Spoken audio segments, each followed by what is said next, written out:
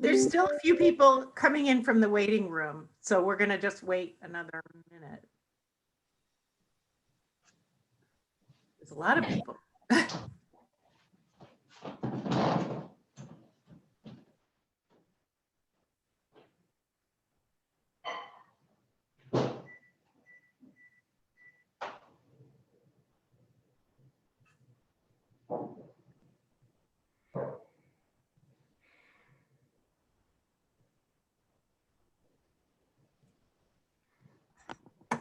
Say we give it. What do you think, Katie, about another minute? You think keep coming.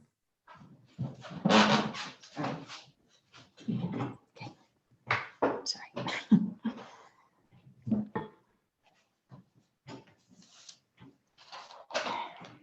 Again, happy to continue letting people in if you want to get started.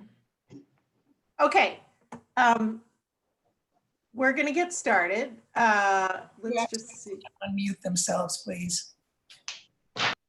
Oh, yeah. There was a request that people that aren't speaking need to mute themselves. Can everyone hear me?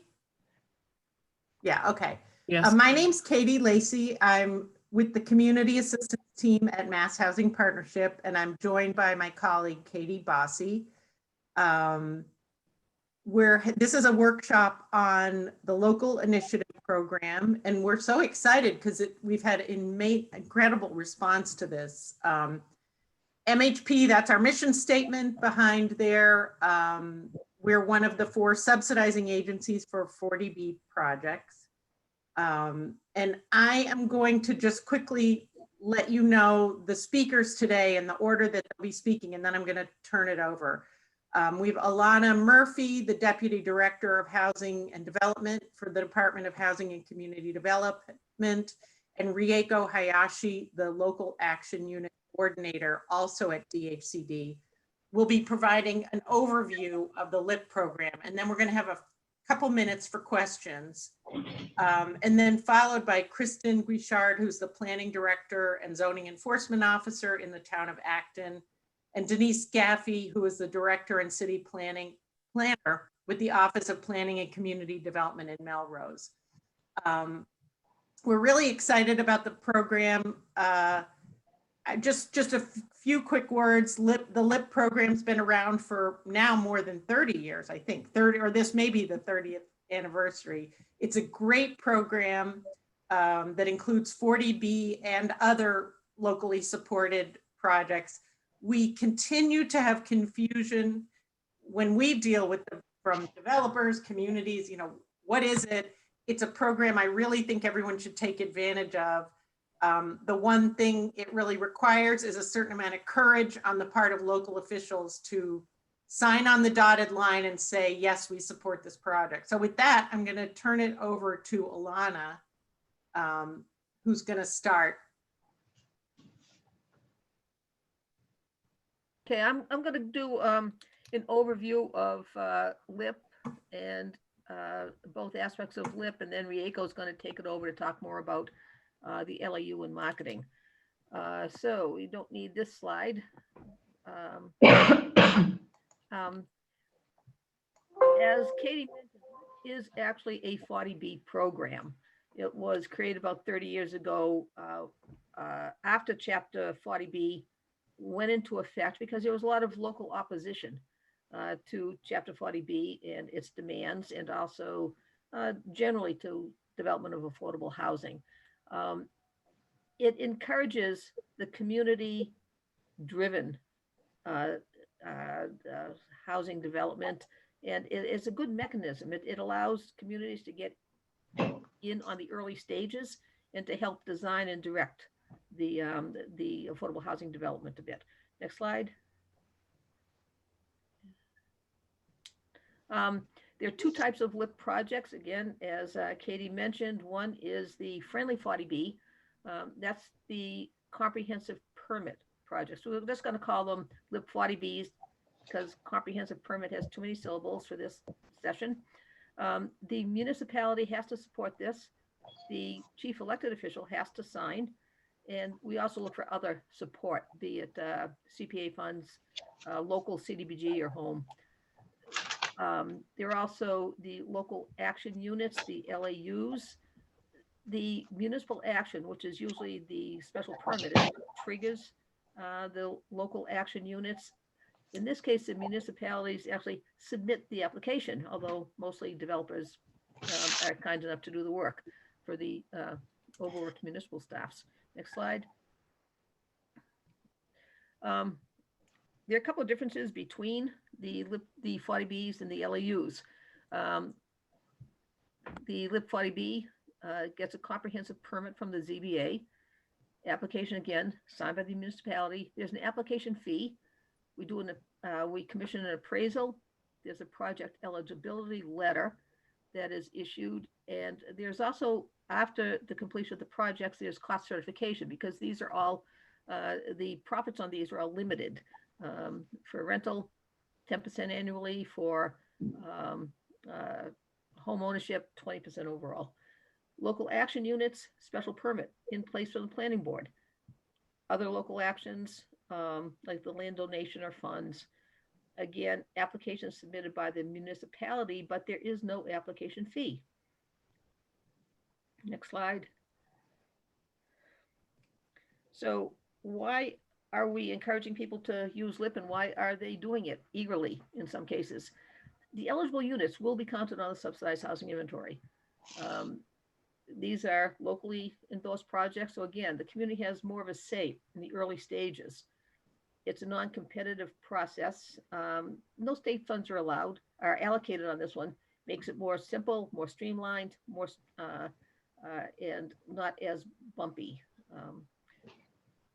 Additionally, the comprehensive permit particularly is a good vehicle for consolidating waivers, for dealing with a number of bylaws, waivers, and also putting conditions on projects. And a lot of towns are using comprehensive permits, even though the LIP comprehensive permit, even though they are beyond the 10% SHI safe harbor. Next slide, Katie. I'm going to cut in real quick and just encourage people to put any questions in the chat, and we'll try to answer them as we go along. Sorry, Okay, Ilana. no, not a problem. Thank you. Thank you. There are some basic project requirements for the market and affordable homeownership units have to be indistinguishable from the exterior. We get a lot of questions about this, but we don't want anybody to be able to drive around a single family home development and be able to point to the market rate homes or the affordable homes because one has a nice deck and the other doesn't have any deck at all. All the affordable units have to be proportionally distributed throughout the development. We don't want all the, if you have all the affordable units as one bedrooms in that building over on the side, we're just not going to approve it. All the amenities have to be available to all the residents. And this next one, the 10% of total units in a family development must be 3-bedroom and be proportionally distributed by market rate or affordable. There are some exceptions to this, as it is family development, so age restricted is not required to have the 3-bedroom units, and there are other sort of nuances to this, which are usually discussed on a case-by-case basis, but we do encourage family the 3-bedroom units in the family developments. Next slide. I think there was a question that came up. Okay, never mind. Subsidized housing inventory. I think most people pretty much know what this is now. It's the list of the inventory of the number of subsidized units in each community as a percentage of all of the year-round permanent units. And I will say that right now we're still using the 2010 census numbers. When we get the 2020 numbers and recalculate, the denominators are going to change.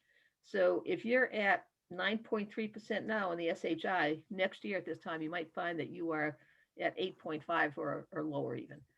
We don't know what's going to look like, but we do know denominators are going to be changing.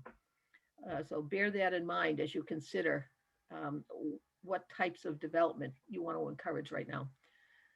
Generally, units will count if they're developed under an eligible subsidy program. And again, LIP is. an eligible subsidy program. Our subsidy is technical assistance. The affordable units are affordable to households at or below 80% of AMI. They have a long-term restriction on them and are subject to an affirmative fair housing marketing and resident selection plan. Next slide. Alana, there ahead, was yes. a question saying, are all 40Bs LIP projects? No.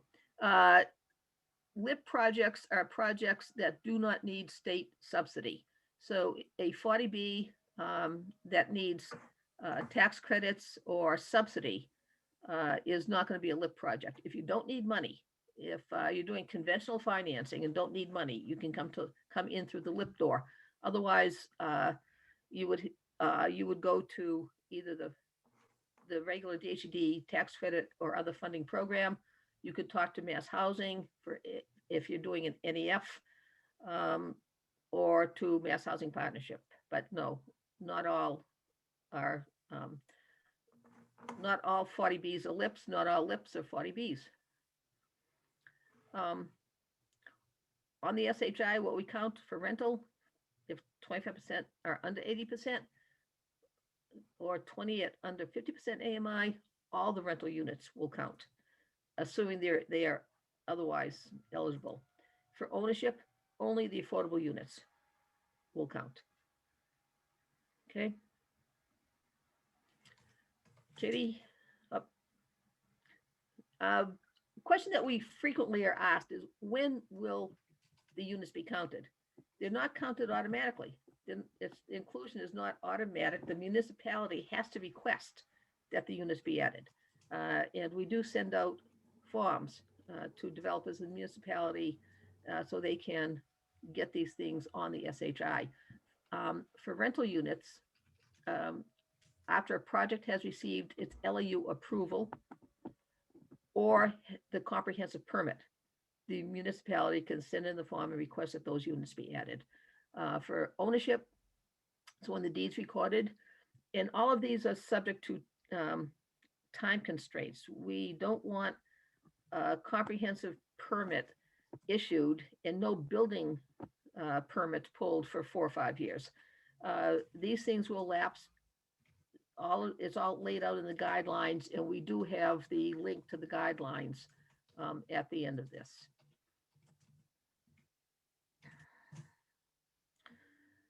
Next slide, and these questions are coming in too fast for me to even read. Yeah. Don't Next slide. worry, Katie. we're Oh, that's trying okay. to. Let me,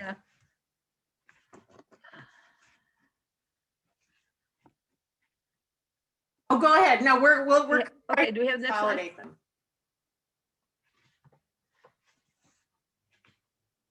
Do we have the next slide? Oh.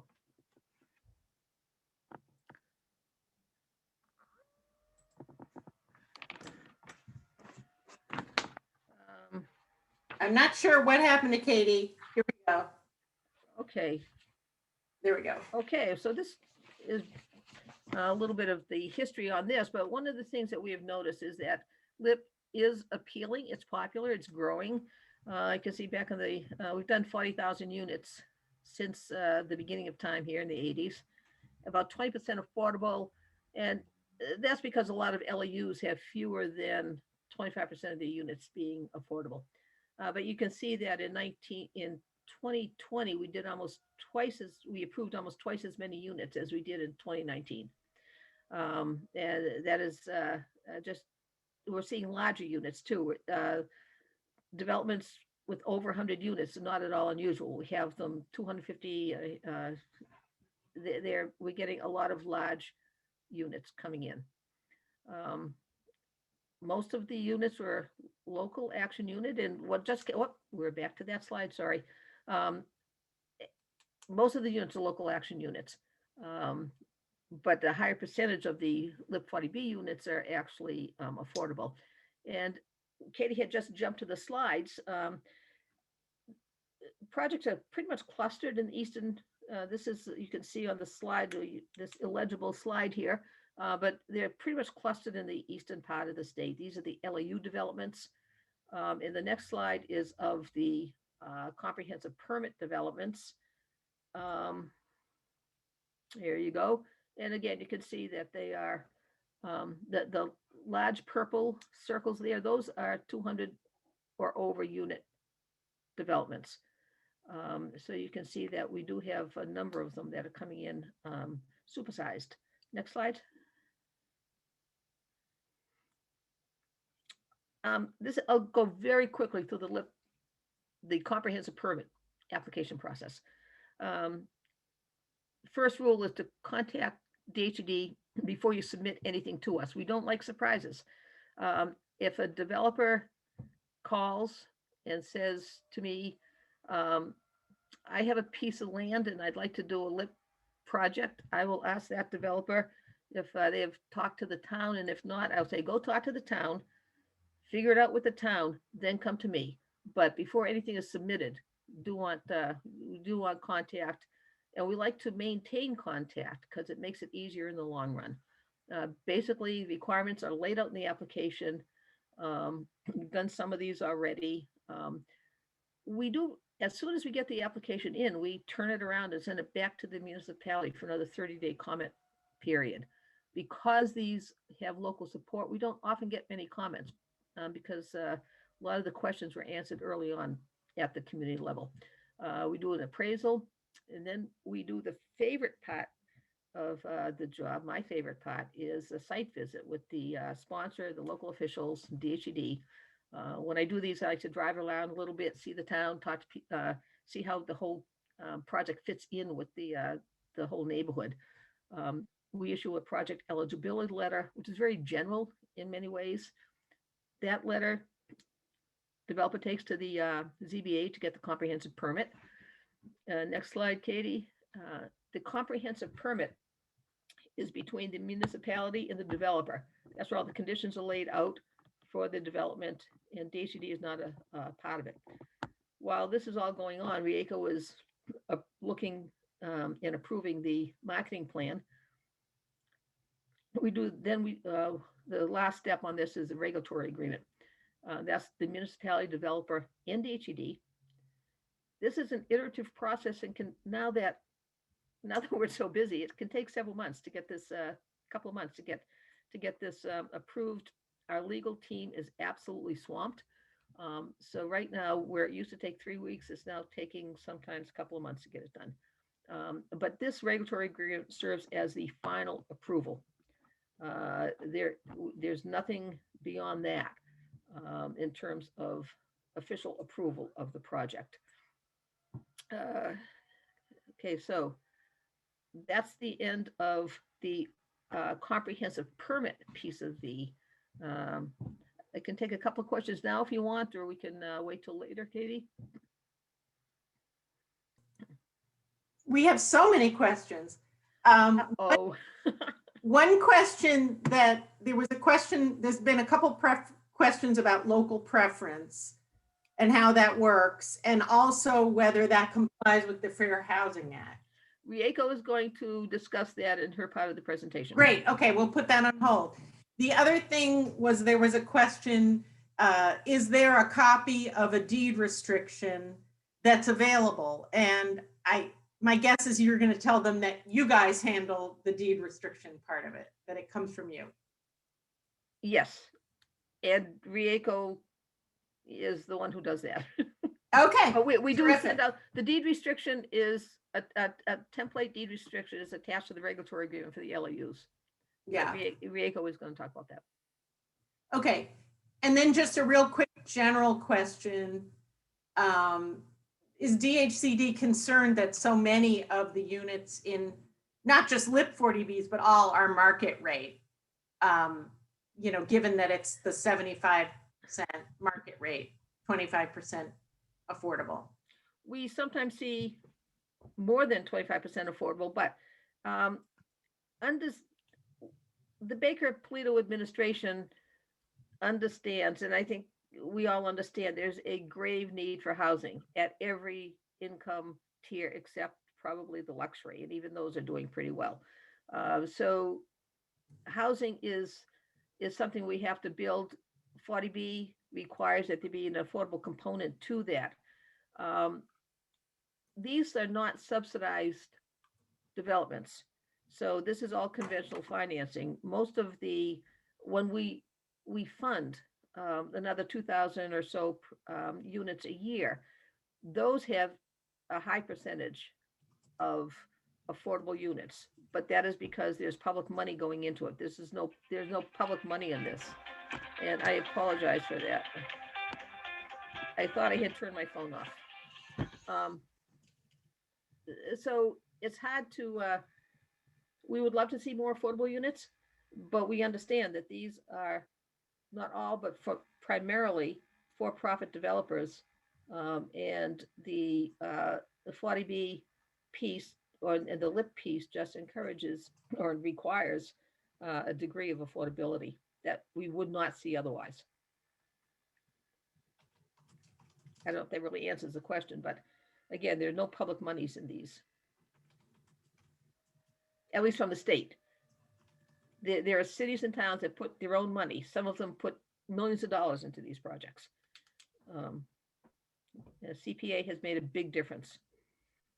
And I think CPA has helped drive some of the projects.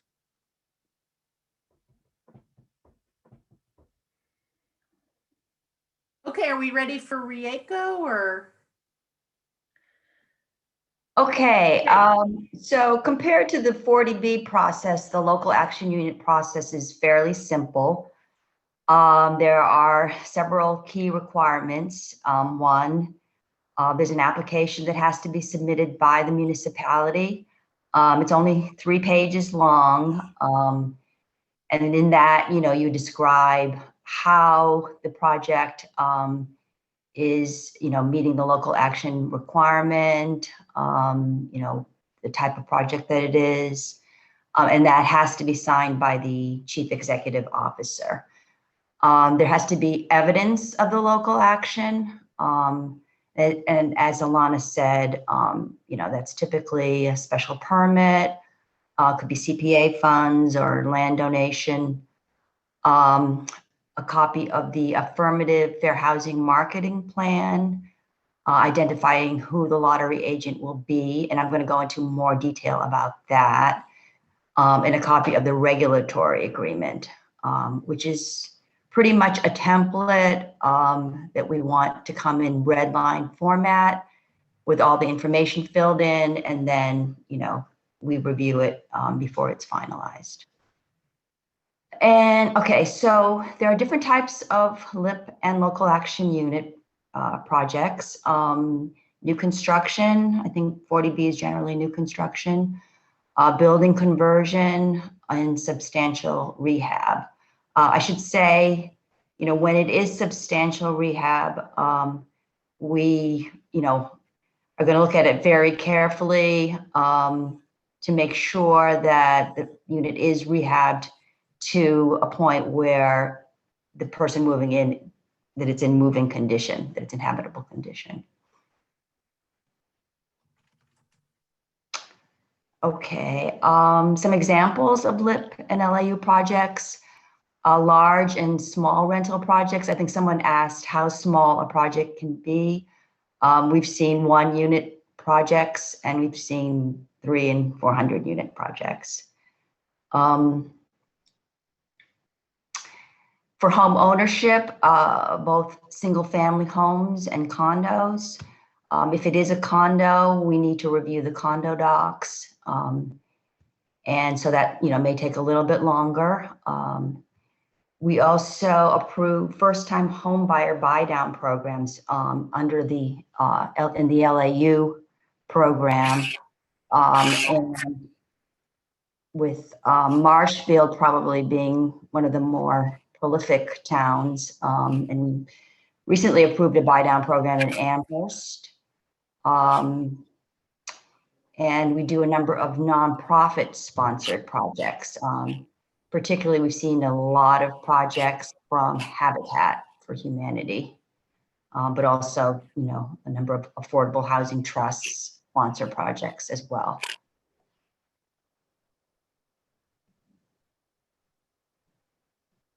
Here are just a few visuals. You can see some of the different projects, reuse and new construction. The project on the right is a mixed-use project where there's commercial on the first floor and then 1 and 2 bedroom rentals on the upper floors.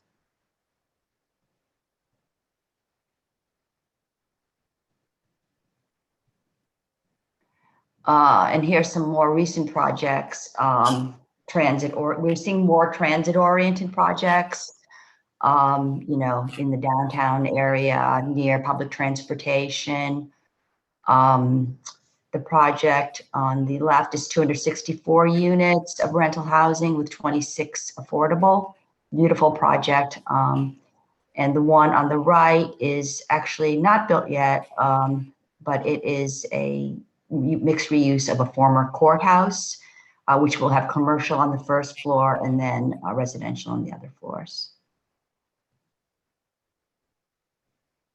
And as I mentioned, you know, we do a lot of nonprofit sponsored projects, which the habitat projects always involve sweat equity, and they serve households between 30 to 60% of AMI. And since they are a nonprofit, usually the town is donated, and sometimes town land and funds. So that would be the local action. But they're also 40B habitat projects. The project on the right is a trust-funded project where the labor was donated through a local vocational school.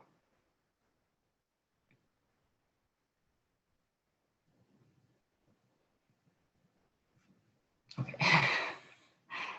Comes up very slowly. Okay, so I'm going to talk a little bit about the Affirmative Fair Housing Marketing Plan, which is probably the component of the local action unit application, which takes a little bit longer because the regulatory agreement, as I said, is a template. Application is fairly simple. So some of the key requirements are a description of how the project is being marketed and what kind of outreach you're doing, a sample advertisement, and you know, any other type of advertising that you're doing. Always want to make sure that it has the equal opportunity logo on it, and the statement of non-discrimination, a sample of the application materials, a sample of the informational packet materials. What are the eligibility requirements? Is this serving households at 60% of AMI or 80% of AMI? Is a 55 plus development? Of course, you know, if it's home ownership, it's first time home buyer. A copy of the lottery and resident selection procedures. So this pretty much describes how the lottery will work and, you know, what is the timeline for the process. And then finally, if this municipality is requesting a local preference, that should be in there, and then a clear description of what that preference is. So the timeline, so the marketing process should generally start about 6 months prior to occupancy. The application period has to be at a minimum 60 days. And about 2 months prior, you want to start your outreach and placing advertisements. Advertisements must run, these newspaper advertisements must run for 2 times during the application, during that 60-day application period. And an information session is required, although applicants are not required to attend an information session. You know, and I think I just wanted to add that, you know, right now, because of COVID, a lot of these, the lottery and the information session are being, you know, done virtually, which is acceptable, you know, to us. But we always want to make sure that those people who don't have computer access also have a way of getting the information. So the reason that this is so important is that this all falls under the fair housing framework. which is the obligation to affirmatively further fair housing, maximize opportunities for persons protected under fair housing laws through marketing, application process, and selection policies and procedures. Which means, that we want to make sure that the process for marketing the units is a fair and open process, and that it is in compliance with federal and state civil rights laws.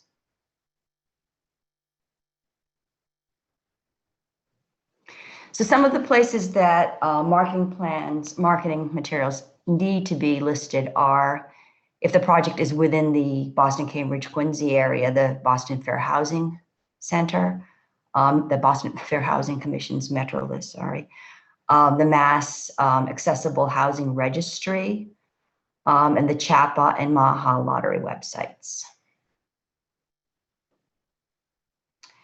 Okay, so given what I just said, the local preference is not something that is a given. It's something that has to be requested from the municipality, and we will allow it for up to 70% of the units for initial occupancy only if the town provides a demonstration of need for the local preference, which basically is a letter where the town is describing what the needs are in the town. For example, what are the percentage of cost burden households? Do you have a wait list for the rental housing? Basically that information. And the need to demonstrate how the proposed preference will not have a discriminatory effect on protected classes, given that you are narrowing the pool. And pretty much the way, one of the reasons we do allow the local preference is that we have certain requirements. For example, the local pool does have to have a certain percentage of minorities in that pool. And of course, we do want to see extensive marketing to, minority organizations and advertisements in newspapers.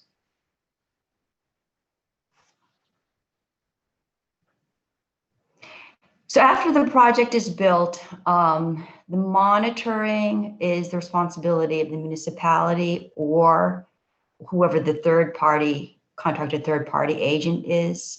For example, with Habitat, a lot of times Habitat is the third-party monitoring agent, as well as DHCD. So with ownership, this refers to ownership, I should have said. If the homeowner is selling the property or refinancing or requesting, that they be able to rent, they need to contact DHCD and the municipality. And that requirement is written into the regulatory agreement, and as well as the deed restriction for the homeowner.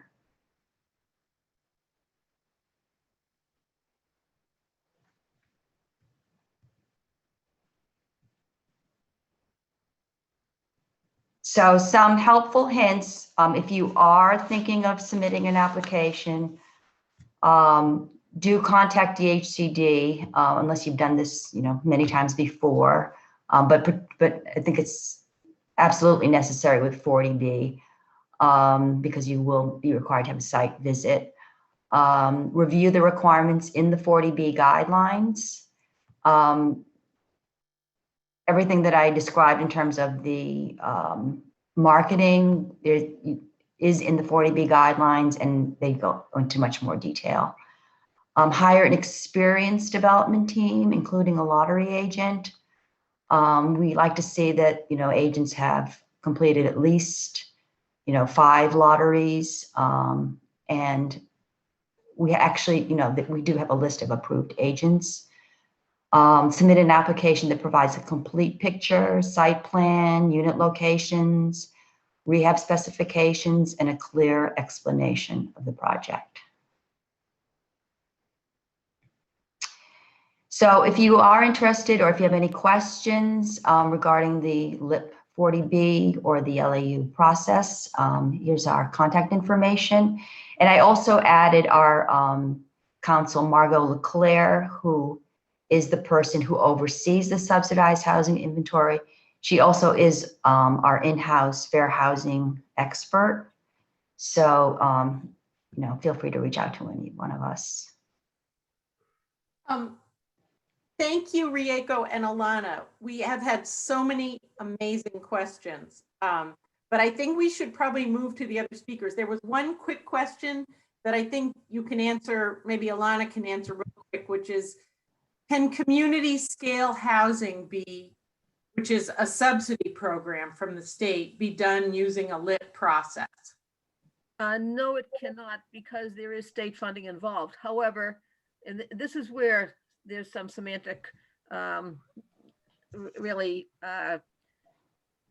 confusion or lack of clarity, because a CSHI project could be a 40B project, but it would not be a LIP project. It might need a comprehensive permit. And I saw another question. It's the municipalities basically that would determine whether or not a project should come in as an LAU or as a comprehensive permit. And it all relates to the zoning. If a special permit is what the, or bylaw or inclusionary zoning or any sort of overlay, if that's the way the community is wants to do it, then that's the way it would probably come in as an LAU with the permitting in place. Sometimes the comprehensive permit, because there's so many waivers that might need to be issued, sometimes a comprehensive permit is just the better way to go, the cleaner way to go. There's another question about continuing care communities, but I think we're going to move that to the end. Okay. And go on to Kristen, because we're running out of time because of all the fantastic questions. Right, so let me share my presentation here. Good afternoon. Can everyone see the presentation? Okay, great. So I'm Kristen Guichard. I work in the planning division in the town of Acton. And I'm going to focus on Acton's process working with the LIP program and some recent successful housing projects that the town is proud of. So Acton is a community of population a little under 23,000. We currently have 10.55% subsidized housing, and we have a recently approved housing production plan as of this past summer. So overall, Acton has permitted 445 homes through the local initiative program. This is not counting our local action units, so this is just 40B LIP. And a good mix of ownership and rental units, as well as family and some age restricted units as well. So we've had some large apartment complexes come through as LIP projects, some smaller condos, some townhomes, single family homes, some infill development in villages as well. So Acton is very fortunate to have the Acton Community Housing Corporation, or we call them ACHC for short. They were established under a home rule petition in 1995. And the ACHC is really charged with facilitating the affordable housing for working families and individuals with modest incomes, so really that 40B range. And the ACHC acts as the town's initial contact and preliminary negotiating agency with developers of proposed affordable housing projects permitted through 40B. So many of the LIP project examples that I just showed and am going to share with you are really a direct product of this group's hard work. Like Katie said, getting community support for LIP projects is essential. And this particular group has been key to doing that. So the town had the ACHC and the Board of Selectmen create a community comprehensive permit policy. And the Board of Selectmen adopted this policy back in 2006. So we've been using it for quite a while now. And it really helps to communicate the town's preferences for housing development under 40B.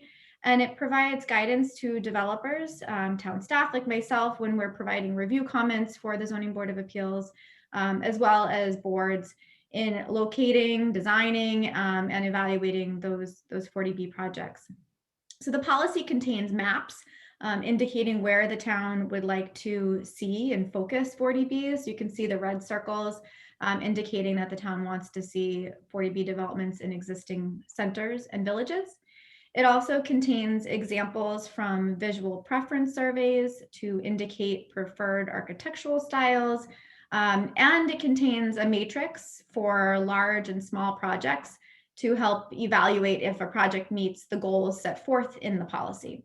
So this serves as guidance for the ACHC in deciding whether or not they want to throw their support to a LIP project. This document really helps them pinpoint, why a project should be supported, because they ultimately make recommendations to the Board of Selectmen. And it gives them a guide when trying to negotiate with a developer for potential changes in that development.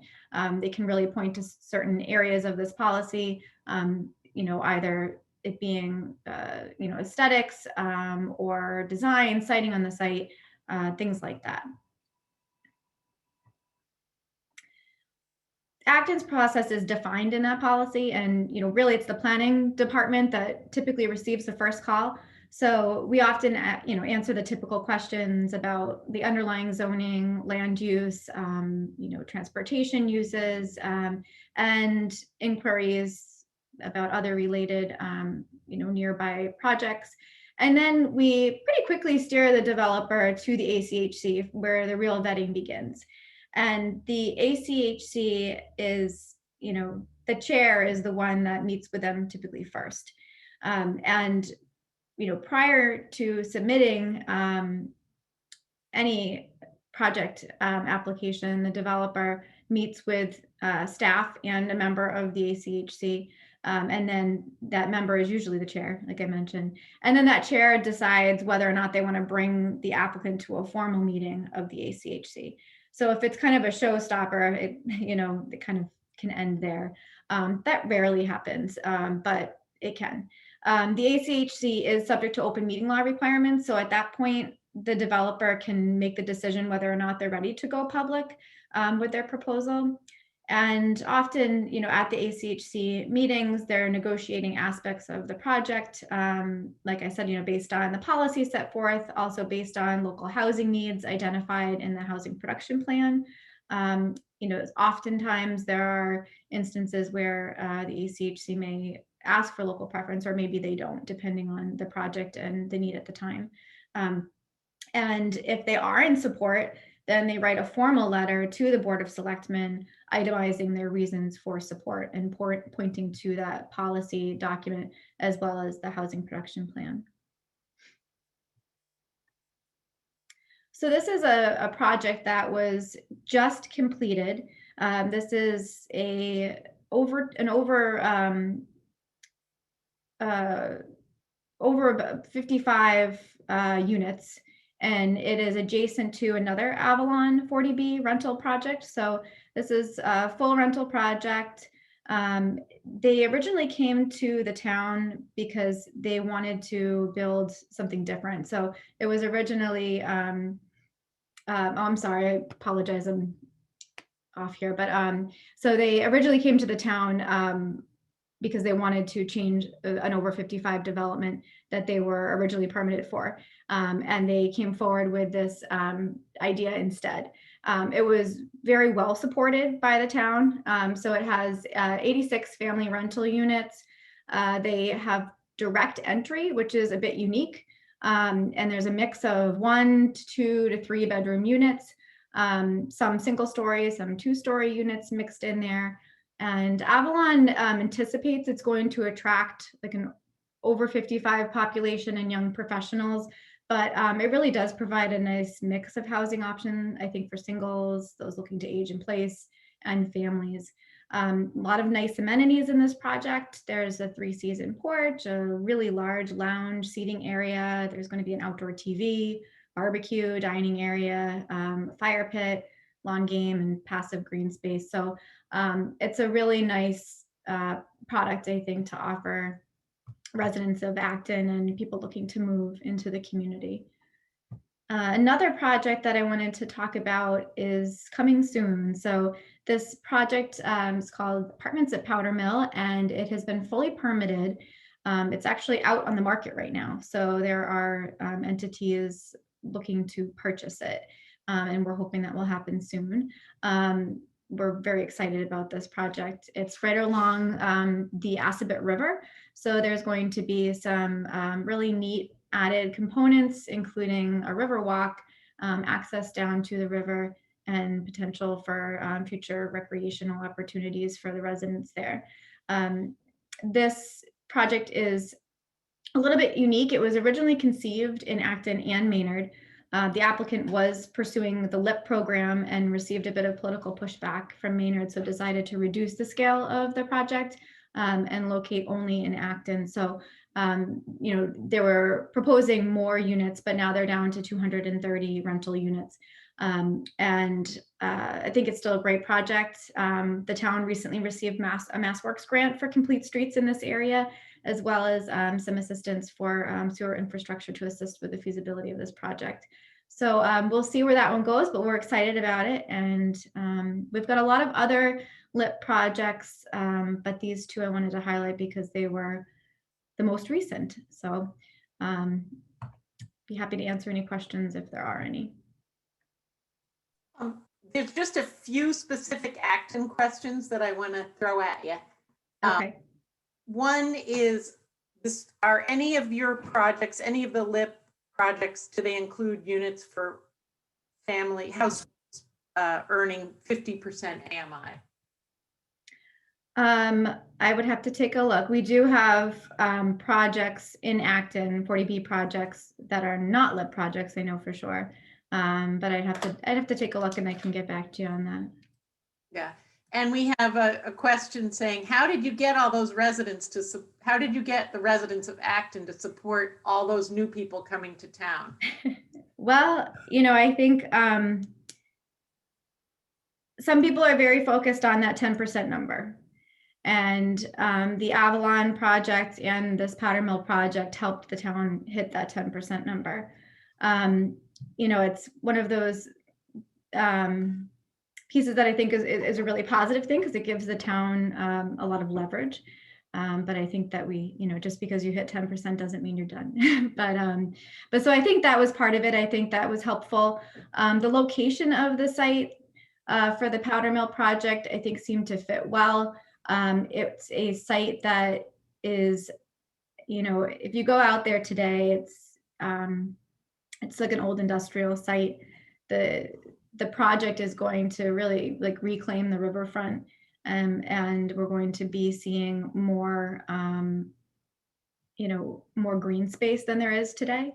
So, there's always the discussion, I think, about, again, more people in the community and what does that mean for certain impacts, but it was positively received, I think, for those reasons. The Avalon 2 project, there was a proposed project there before. It was for over 55, and the location of it was not in someone's backyard per se. It's kind of off towards the Littleton town line. So, I think sometimes the location for larger projects gets more support when they tend to be not infill development. But I think for those, there are different reasons for each one.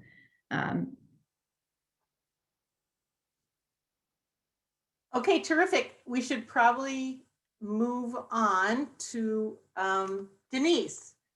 And then we can have all these millions of questions we're getting.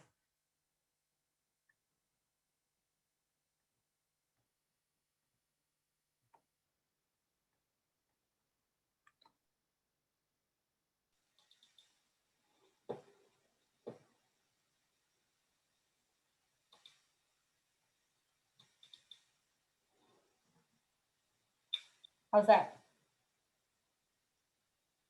Can you see the screen?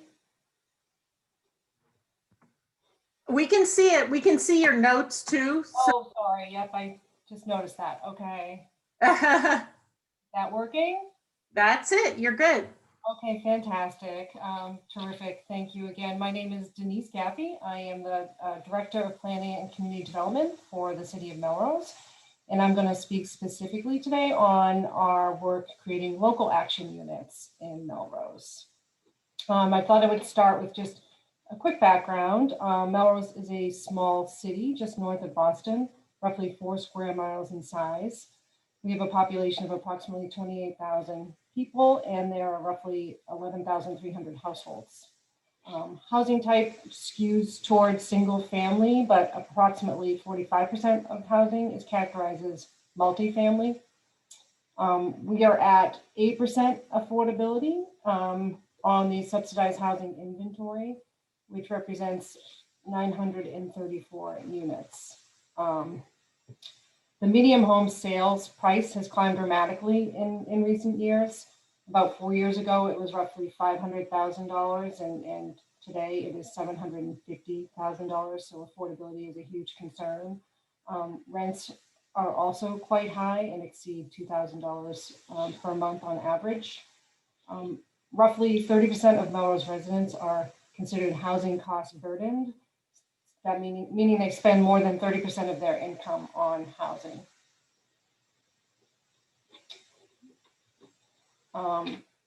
So one of our most effective tools for creating local action units in Melrose has been our Affordable Housing Incentive Program. This is a zoning regulation that requires developments of a certain size to contribute a percentage of the units in their development as affordable units. It's been in place in Melrose since 2004. We were scrambling about 20 years ago when approached with a 550 unit mixed use project on 15 acres in Melrose. It also straddled a small portion of Malden. And it's a great development within walking distance to the T. And we were miraculously able to permit it with our existing zoning at the time, but we didn't have any tools in place to require any affordable housing units. So that was a real setback for us. We were able to negotiate some affordability, but we realized that we needed an inclusionary zoning regulation to make it a requirement for future developments. We were also in the middle of updating our master plan at that time. Our master plan was about 40 years old, and zoning strategies were to become a key part of our effort to meet our land use goals. So we decided to create affordable housing zoning, our affordable housing zoning program as an incentive program. So that what that means is that every affordable unit that is required by a developer, a bonus unit is also given to offset the cost of the affordable unit. We didn't want this program to be a punitive program, and we didn't want to stifle development. So that's why we were preferred the incentive approach. So to date, the program has generated approximately 120 affordable units and 237,000 for the Affordable Housing Trust Fund.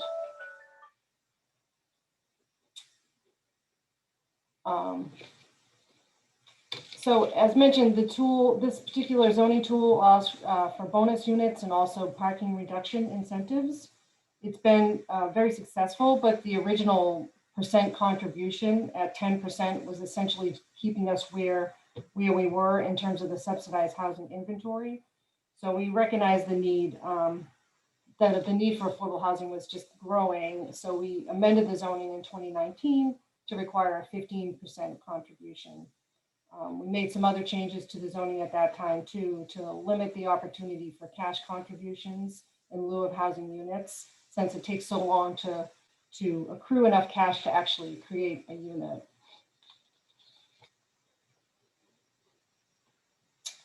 So another important component to our strategy in Melrose has been to encourage housing production in smart growth locations through progressive zoning. Melrose is fortunate to be a compact city and have a wide variety of transit options, including 3 commuter rail stations. In fact, we recently fought fought hard to discourage the MBTA from closing one of those stations. And I believe we were successful because we were able to demonstrate all of the work that we've done in recent years to transform these station areas into vibrant mixed-use districts. We have created an overlay zoning district in a former industrial district near the Oak Grove T station, and another one along our commuter rail corridor. So these overlay districts allow for 35 units per acre as of right, and they've generated hundreds of units in Melrose in recent years. In addition, the base zoning in our business districts and our urban residential districts allow for high density, multifamily, and mixed use development. We're also currently looking at another incentive zoning tool that will allow additional density in transit-oriented locations in Melrose in exchange for benefits to the community, such as enhanced sustainability measures that otherwise would not be feasible to a developer. So all of these zoning measures have produced additional housing in Melrose, both market rate, which is important to address the supply and demand imbalance, and also new affordable units, which are crucial. Our participation with the North Suburban Consortium is another avenue for our work to generate local action units. The NSC, as we call it, is a group of communities that work together to allocate federal home funds toward the creation of affordable housing. We partner with a local affordable housing nonprofit, the Melrose Affordable Housing Corporation, to help them acquire multifamily homes and then convert the units to deed-restricted affordable units. We've also used the home funding to help market rate developers obtain funds to buy down additional affordability in their properties to create more units than what was required in our affordable housing incentive program. And we've created about 45 affordable homes through this collaboration. These are two examples, one, the Centerboard project and the Caritas project. They're a little more unique and they've allowed us to meet populations that are in great need for housing, for low cost housing. The Caritas project was permitted actually as a 40B project, so technically they're not local action units, but I thought it was worth mentioning because unlike Acton, 40B developments have actually been very rare in Melrose. This one dates back to 2006 and the city was supportive of it, but there was some neighborhood opposition.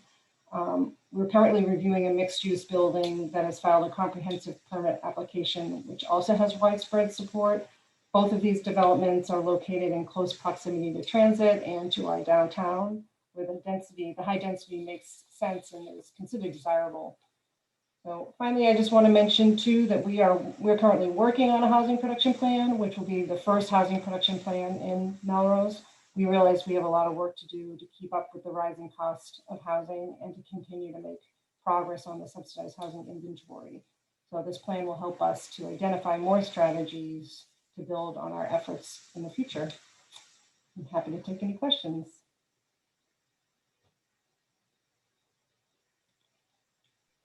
Thank you, Denise. There are a few questions. One is how does Melrose define affordable? Is it for the city's program? Is it 80% and below, or is there a lower requirement?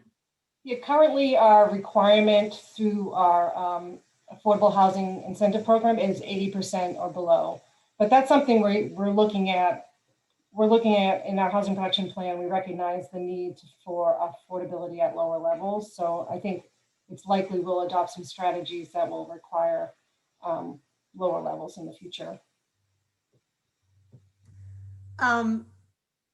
These are just, there was so much content here today, and that I think we're already thinking, oh boy, other trainings we have to do. So if people want to type more questions into the chat, that would be good. There was a big question that I want to send to the DHCD folks, which was, can you describe the difference between a LIP 40B and other 40B projects? Let me take a crack at that. LIP 40B, the big difference is money.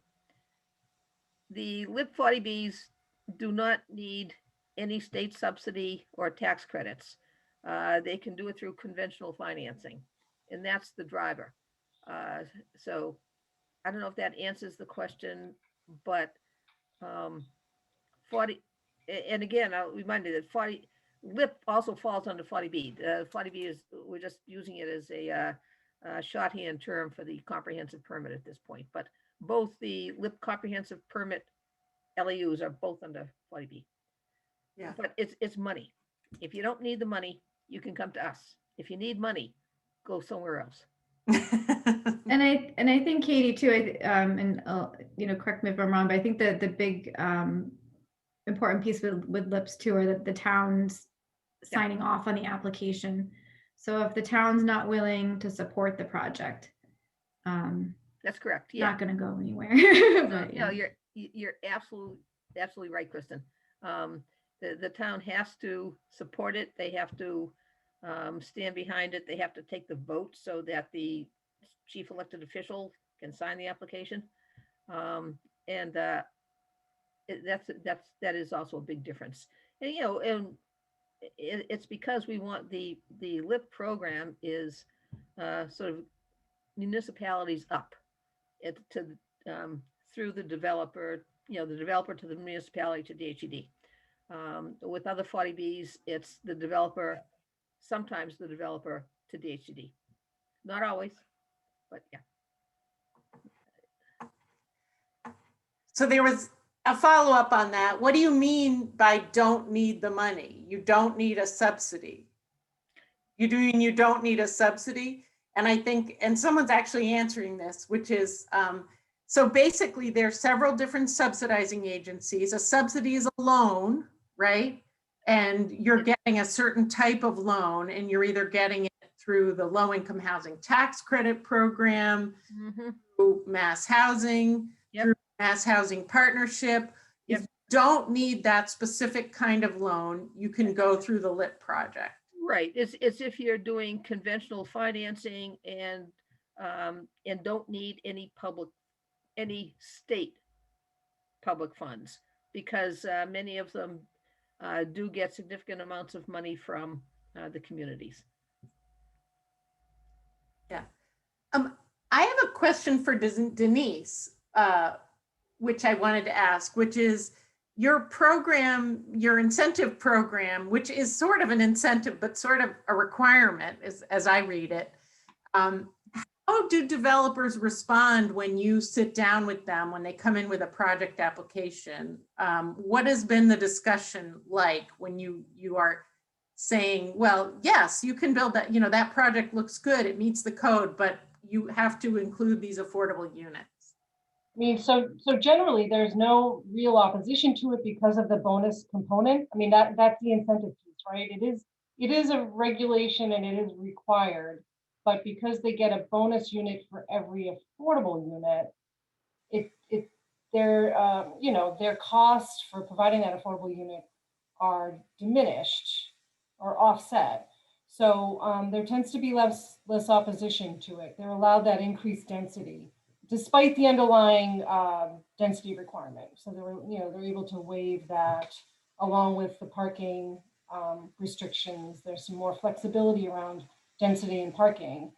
So it generally works out favorably, or at least kind of keeps them even. We had another quick question, which is in a LIP project, does the developer have to use prevailing wage? No, that is not one of the requirements in the guidelines.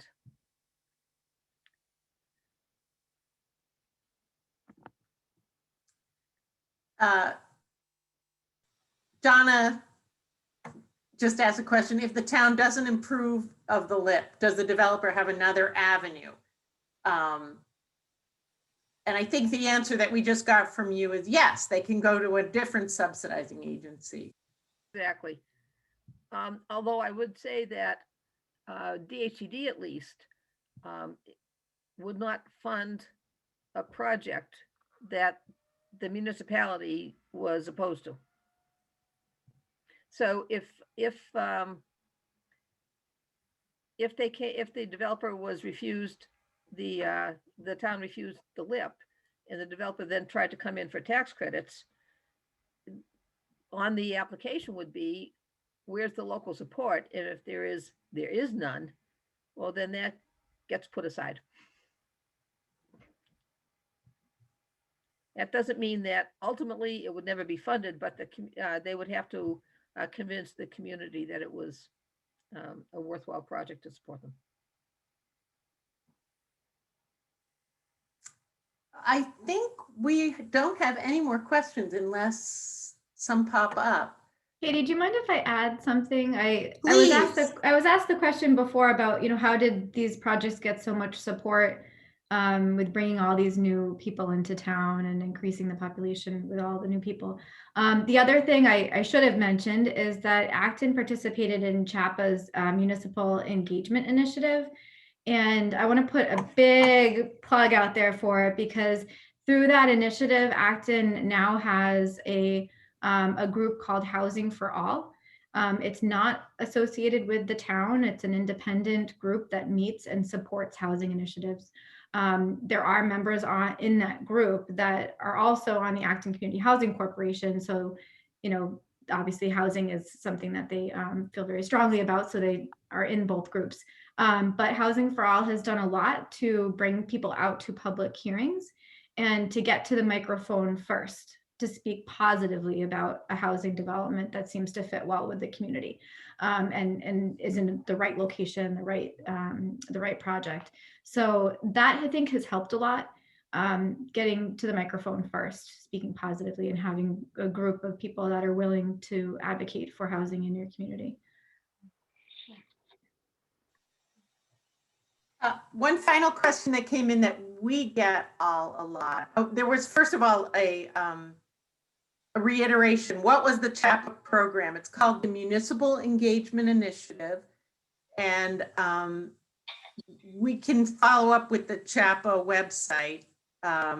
If you go on that and look, they typically take applications on an annual basis to work with the town. There's another question that comes up a lot, which is that the affordable rents, the 80% affordable rents for many of the 40Bs are comparable to the market rate rents. Is there any chance, where does that information, where do those rents come from? And is there any chance that will ever change?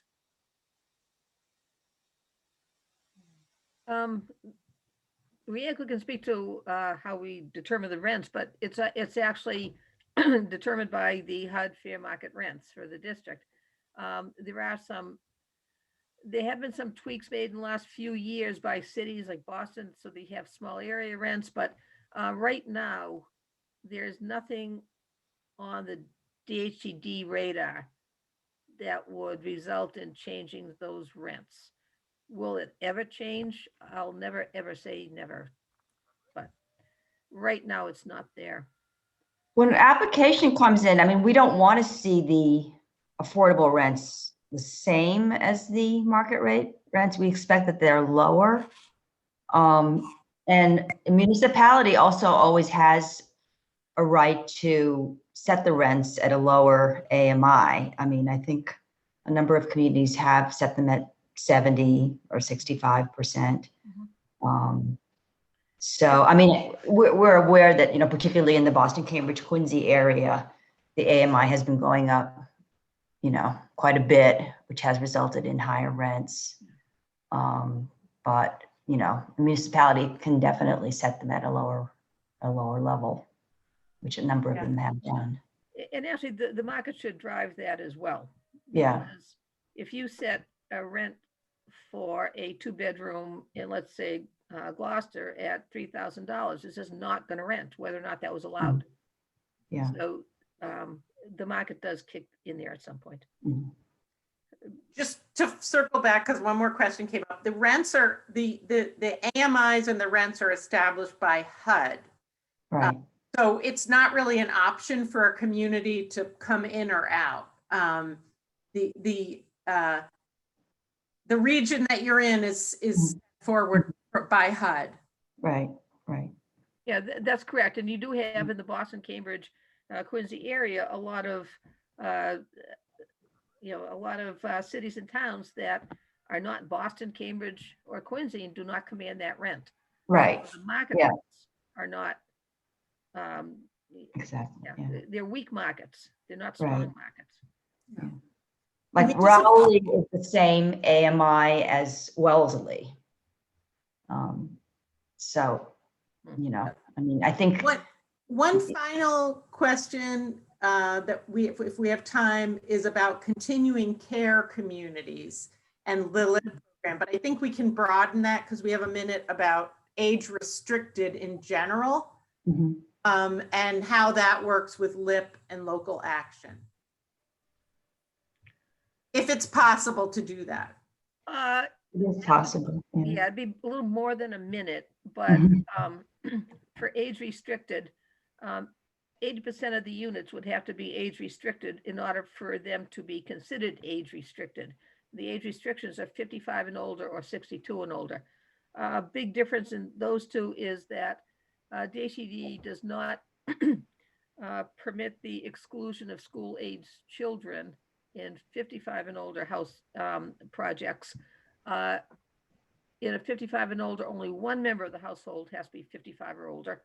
And again, you cannot exclude school-aged children. For 62 and over, all of the members of the household have to be 62 and older, and school-aged children may, as permanent residents, may be excluded. When we get into the continuing care communities, that's sort of a longer discussion. Actually, Rieko, maybe you're comfortable taking it on in a short burst here. There are issues around buying into a community care.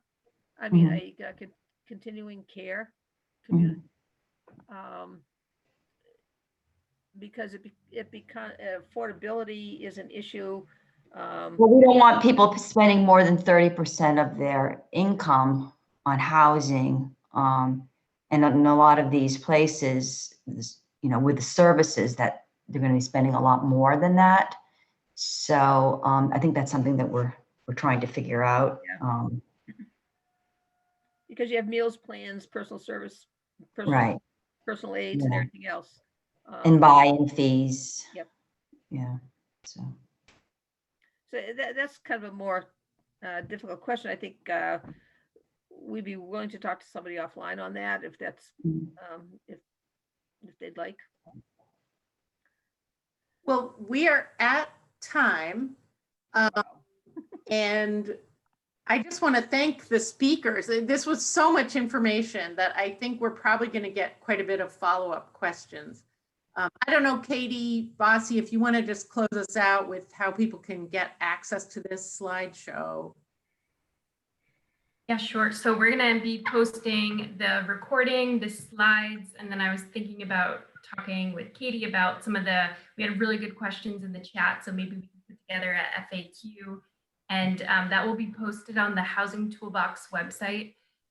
If you go to the menu on that website, you'll see that we have a lot of our workshops and trainings recorded on there, so you can access that and any previous workshops we've done since the pandemic. So that is all, and thank you so much for coming. Thank you. thanks. You.